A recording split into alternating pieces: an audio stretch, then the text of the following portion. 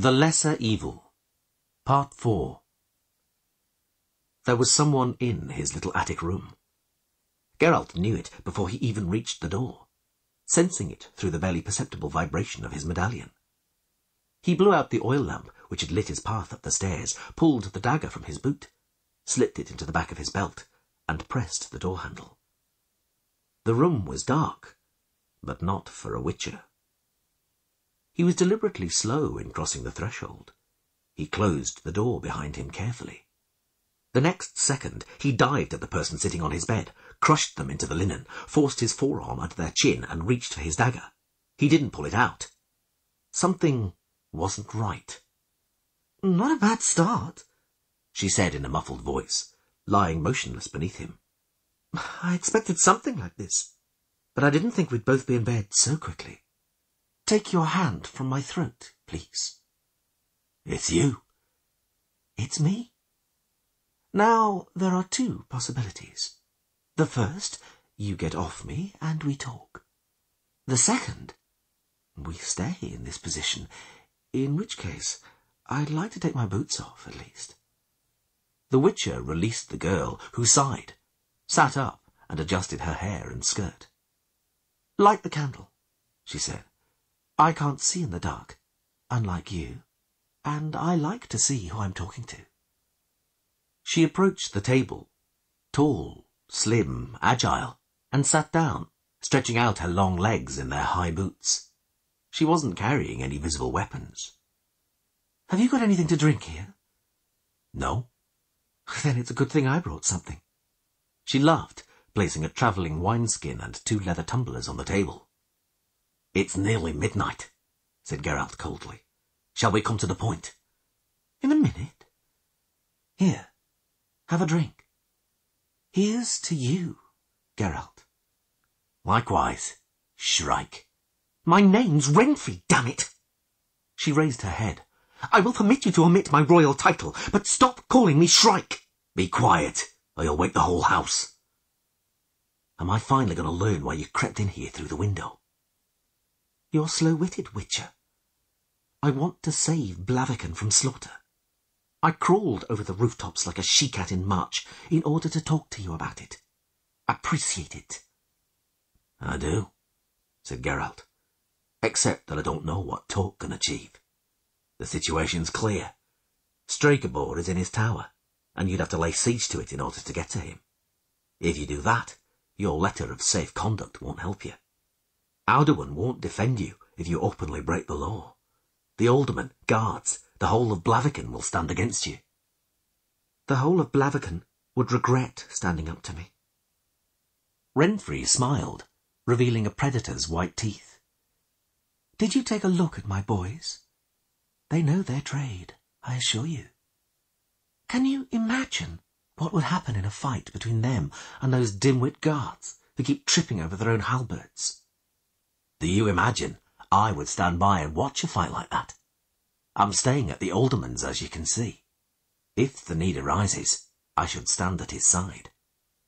"I have no doubt," Renfri grew serious, "that you will. But you'll probably be alone, as the rest will cower in the cellars. No warrior in the world could match 7 swordsmen. So, Whitehair, let's stop threatening each other. As I said, slaughter and bloodshed can be avoided. There are 2 people who can prevent it." "I'm all ears." "One," said Renfri, "is Stregobor himself. He leaves his tower voluntarily. I take him to a deserted spot, and Blaviken sinks back into blissful apathy and forgets the whole affair."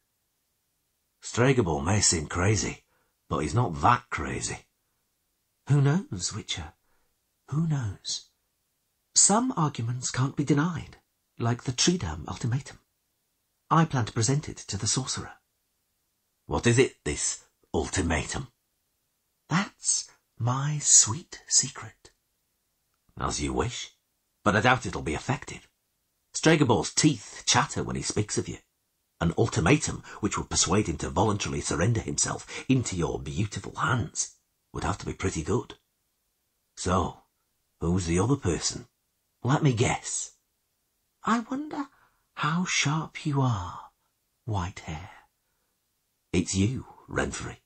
You'll reveal a truly princely, what am I saying, royal magnanimity, and renounce your revenge. Have I guessed? Renfri threw back her head and laughed, covering her mouth with her hand. Then she grew silent and fixed her shining eyes on the Witcher. Geralt, she said, I used to be a princess. I had everything I could dream of. Servants at my beck and call, dresses, shoes, cambric knickers, jewels and trinkets, ponies, goldfish in a pond, dolls, and a doll's house bigger than this room. That was my life, until Stregobor and that whore Aridea ordered a huntsman to butcher me in the forest and bring back my heart and liver. Lovely, don't you think? No. I'm pleased you evaded the huntsman, Renfri. Like shit I did. He took pity on me and let me go, after the son of a bitch raped me and robbed me. Geralt, fiddling with his medallion, looked her straight in the eyes. She didn't lower hers. That was the end of the princess, she continued. The dress grew torn, the cambric grew grubby. And then there was dirt, hunger, stench, stink and abuse. Selling myself to any old bum for a bowl of soup or a roof over my head. Do you know what my hair was like? Silk, and it reached a good foot below my hips. I had it cut right to the scalp with sheep shears when I caught lice. It's never grown back properly. She was silent for a moment, idly brushing the uneven strands of hair from her forehead. I stole rather than starve to death. I killed to avoid being killed myself. I was locked in prisons which stank of urine, never knowing if they would hang me in the morning or just flog me and release me. And through it all, my stepmother and your sorcerer were hard on my heels with their poisons and assassins and spells. And you want me to reveal my magnanimity, to forgive him royally. I'll tear his head off royally first. Aridea and Stregobor tried to poison you. With an apple, seasoned with nightshade. I was saved by a gnome and an emetic I thought would turn my insides out. But I survived. Was that one of the 7 gnomes? Renfri, pouring wine, froze, holding the wineskin over the tumbler. Ah, she said. You do know a lot about me. Yes. Do you have something against gnomes? Or humanoids? They were better to me than most people. Not that it's your business. Stregobor and Aridea hunted me like a wild animal as long as they could. Until I became the hunter. Aridea died in her own bed. She was lucky I didn't get to her earlier. I had a special plan for her. And now I've got one for the sorcerer. Do you think he deserves to die? I'm no judge. I'm a witcher. You are. I said that there were 2 people who could prevent bloodshed in Blaviken. The second is you. The sorcerer will let you into the tower.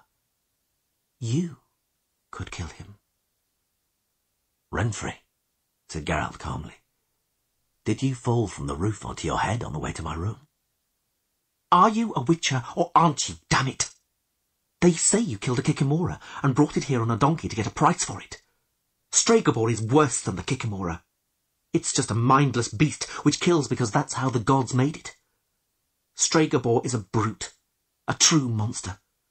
Bring him to me on a donkey, and I won't begrudge you any sum you care to mention.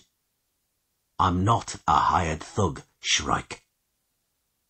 You're not, she agreed with a smile. She leant back on the stool and crossed her legs on the table, without the slightest effort to cover her thighs with her skirt. You're a witcher, a defender of people from evil.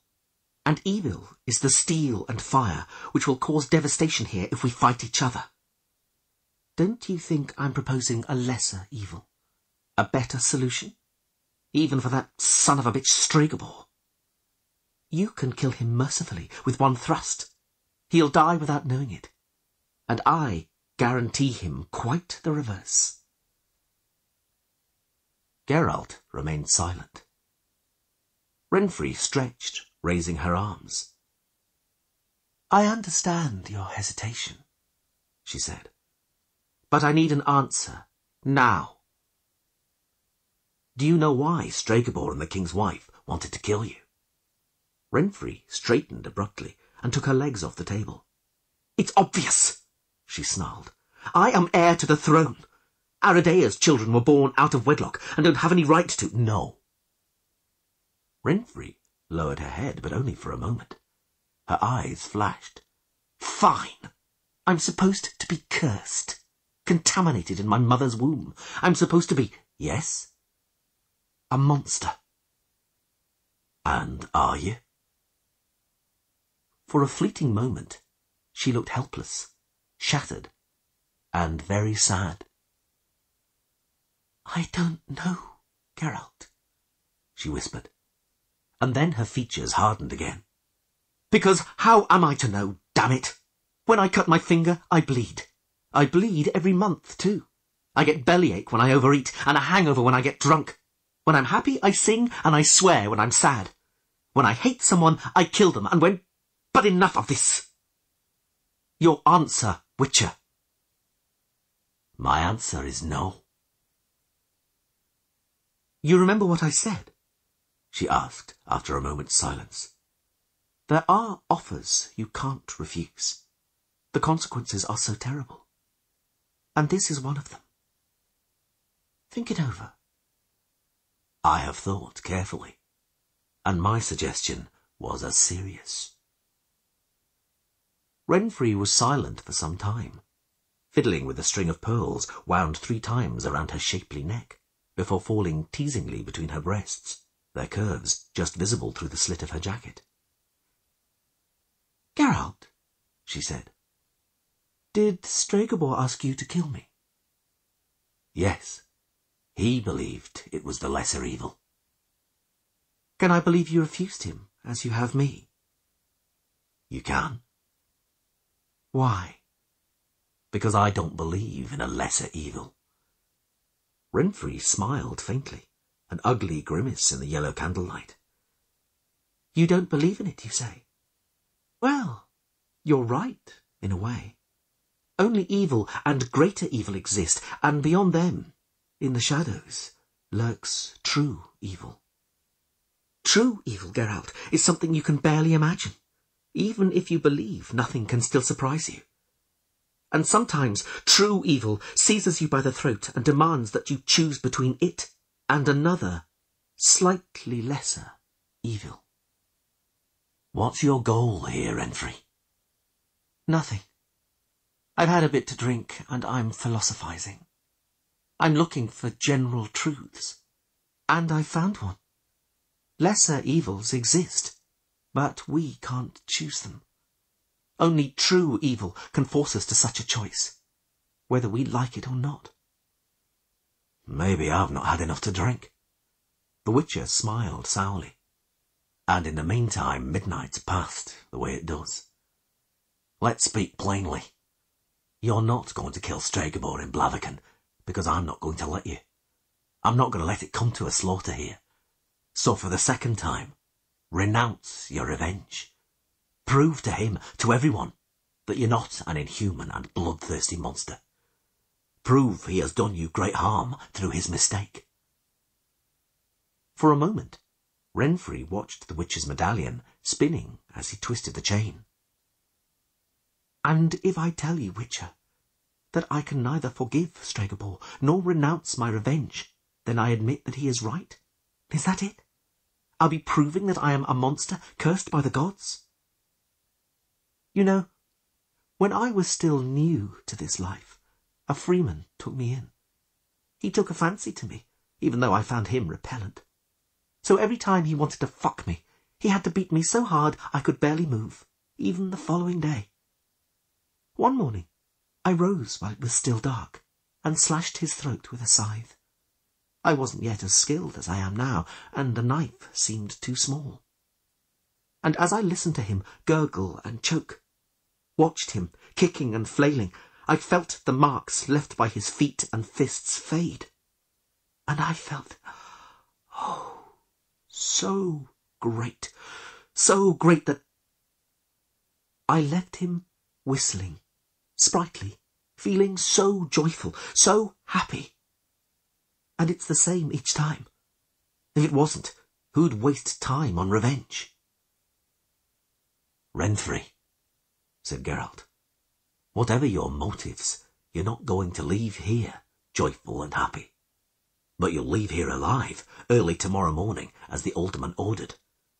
You're not going to kill Stregobor in Blaviken. Renfri's eyes glistened in the candlelight, reflecting the flame. The pearls glowed in the slit of her jacket. The wolf medallion, spinning round on its chain, sparkled. I pity you, she said slowly, gazing at the medallion. You claim a lesser evil doesn't exist. You're standing on a flagstone running with blood, alone and so very lonely, because you can't choose. But you had to. And you'll never know. You'll never be sure if you were right. And your reward will be a stoning and a bad word. I pity you. And you? Asked the Witcher quietly, almost in a whisper. I can't choose either. What are you? I am what I am. Where are you? I'm cold. Renfri. Geralt squeezed the medallion tightly in his hand. She tossed her head as if waking up, and blinked several times, surprised.